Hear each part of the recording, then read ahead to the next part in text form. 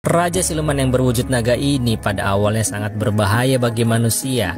Namun bagaimanakah akhirnya? So tanpa berlama-lama langsung aja kita mulai. Pada suatu hari di sebuah puncak gunung terlihat seorang master pembasmi siluman yang dikenal dengan nama Guru Tianxuan sedang berhadapan dengan raja segala siluman yang merupakan seekor naga buas bernama Lilong. Sang master terpaksa turun tangan demi kedamaian umat manusia karena para pembasmi siluman lain sudah banyak yang menjadi korban. Kekuatan sang naga luar biasa hingga rantai suci milik Guru Tianxuan pun belum maksimal melumpuhkannya. Pertarungan hidup dan mati terus berlanjut hingga akhirnya sang guru mengeluarkan teknik andalannya yaitu jurus tapak suci pemusnah siluman, di mana tapak suci tersebut akan memeras seluruh energi siluman hingga tak berdaya, lalu seluruh energinya disegel ke dalam pusaka khusus. Namun sayangnya di detik-detik terakhir Raja Siluman yang terus berontak berhasil mengenai sang master hingga membuat pusaka yang telah diisi energi Raja Siluman jatuh alias terjun bebas ke bawah hingga masuk ke dalam sungai. Dan tanpa sengaja dilahap oleh seekor kerang jumbo yang sedang mencari makan di dasar sungai. Apesnya lagi tak lama kemudian, kerang tersebut telah diperdagangkan dan dibeli oleh seorang wanita lugu bernama Xiang Yi. Saat ingin mengolahnya, Xiang Yi merasa aneh karena kerang tersebut menjauh. Karena itu ia pun langsung menangkapnya dan membuka paksa isi kerang, lalu ia terkejut menemukan benda aneh yang tanpa ia ketahui adalah sebuah pusaka berisi energi jahat sang naga Raja Siluman. Xiang Yi pun menyentuhnya hingga menyebabkan energi Raja Siluman terbebas lalu dengan ganas merasukinya. Dan singkat cerita beberapa tahun telah berlalu. Malam itu di desa Yunmen terlihat seseorang sedang berjalan di antara tubuh manusia yang sudah tak bernyawa. Kejadian mengerikan tersebut disebabkan oleh siluman yang mengamuk dan beritanya telah menyebar hingga ke desa sekitarnya. Salah satu desa terdekat pun merekrut seorang pembasmi siluman bernama Doyao karena khawatir siluman jahat akan masuk ke desa mereka. Tanpa waktu lama, Doyao mengeluarkan jurus pelacak dan boneka koinnya pun langsung berlari ke arah siluman berada. Dan benar saja, saat itu terlihat seorang pria telah menjadi korban siluman dan meninggal di tempat. Doyao kembali melacak siluman hingga akhirnya menemukan seorang gadis yang terlihat lugu namun memiliki aura siluman yang amat sangat besar. Doyao pun tanpa basa-basi menunjukkan kebolehannya. Jurus tali tembaga suci pun dikeluarkan hingga sang siluman menjadi terikat tak berdaya. Di situ Doyao jelas tak mengetahui kalau gadis tersebut bukan murni siluman, melainkan tanpa sengaja telah membuka segel energi Raja Siluman yang menyebabkannya terinfeksi.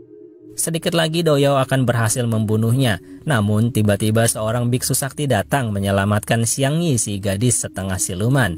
Malam itu Doyao pun harus menerima kegagalannya dan singkat waktu keesokan paginya Xiang Yi terbangun di kediaman biksu sakti. Ia pun langsung menasihati Xiang Yi agar dapat mengendalikan energi dahsyat dalam dirinya agar tak mencelakakan orang lain dan juga dirinya sendiri. Biksu sakti tersebut sangatlah baik sampai-sampai ia mengajak Xiang Yi untuk menjadi muridnya. Tapi mendengar hal itu, Xiang Yi justru jadi curiga tak percaya. Hingga akhirnya ia memukul kepala sang biksu dengan kayu yang ternyata tak berpengaruh apa-apa pada si biksu.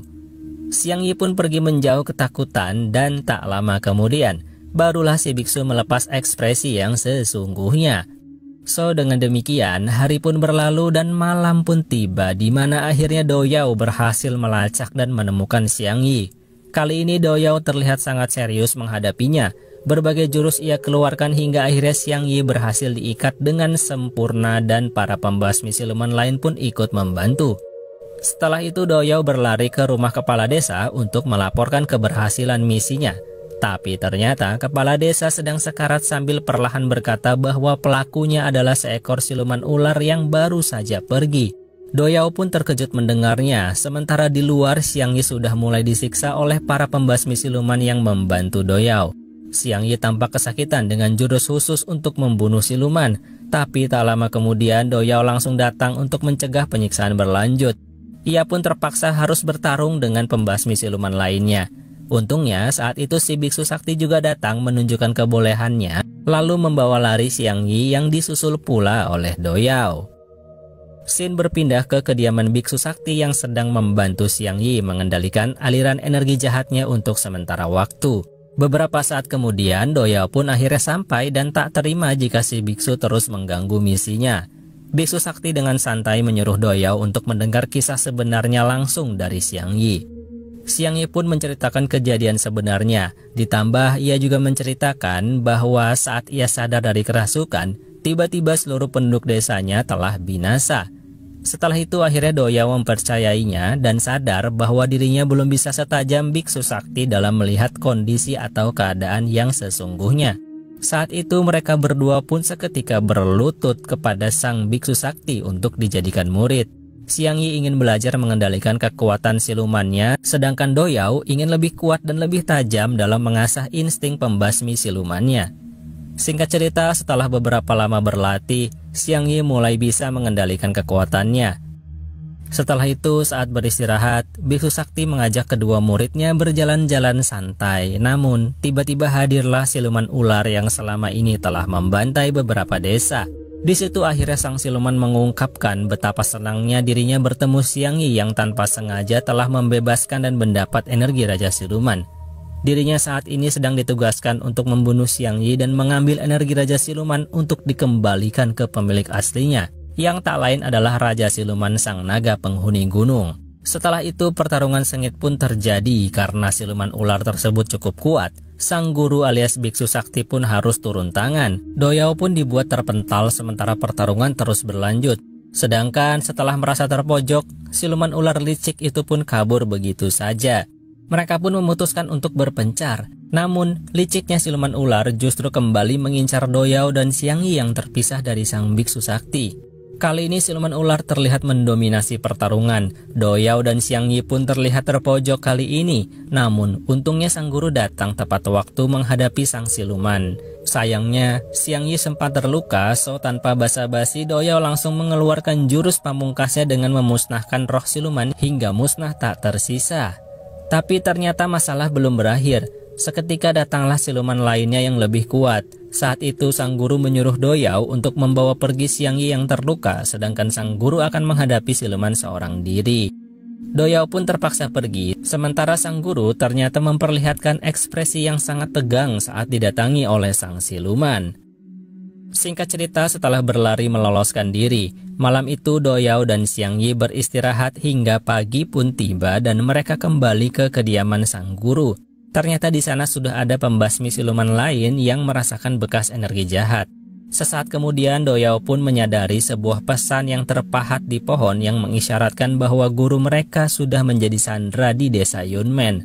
So tanpa buang waktu mereka bertiga pun segera berangkat ke desa tersebut dan benar saja. Sang guru telah terperangkap oleh sosok siluman kalajengking yang terlihat lebih sakti daripada siluman ular sebelumnya. Terlihat saat bertarung sang siluman mampu menghadapi 3 orang sekaligus.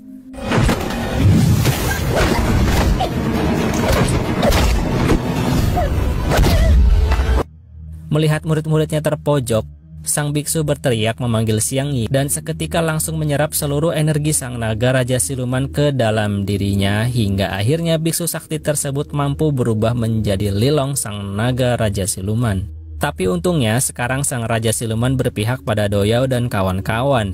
Ia membantu menangkap siluman kalajengking hingga akhirnya Doyao bisa dengan leluasa mengeluarkan jurus pamungkasnya dan menyegel ruh dari siluman hingga tubuhnya binasa.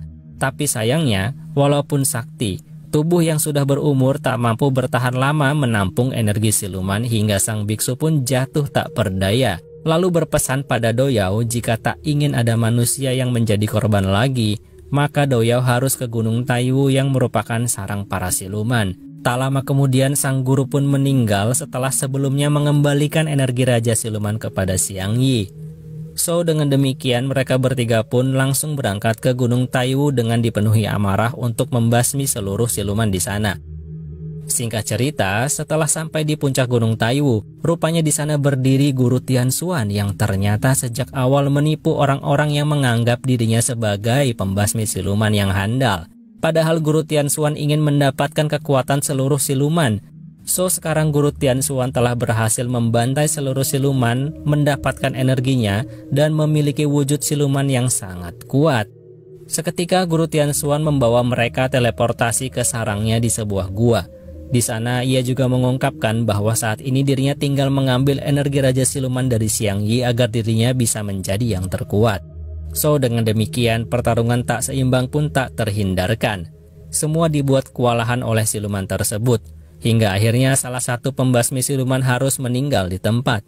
Setelah itu Xiang Yi pun mencoba menyerang, namun ia justru terdesak dan sang siluman berhasil mengekstrak energi Raja Siluman yang sekarang membuatnya menjadi siluman terkuat di bumi. Di saat-saat paling genting itulah akhirnya Do Yao berhasil membangkitkan kekuatan terpendamnya berupa jurus pedang raksasa pembasmi siluman.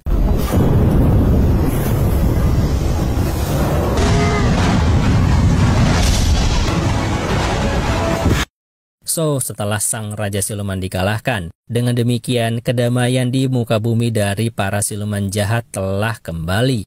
Orang-orang nampak bahagia, sedangkan Do Yao kembali melanjutkan pengembaraannya seorang diri, lalu film pun selesai.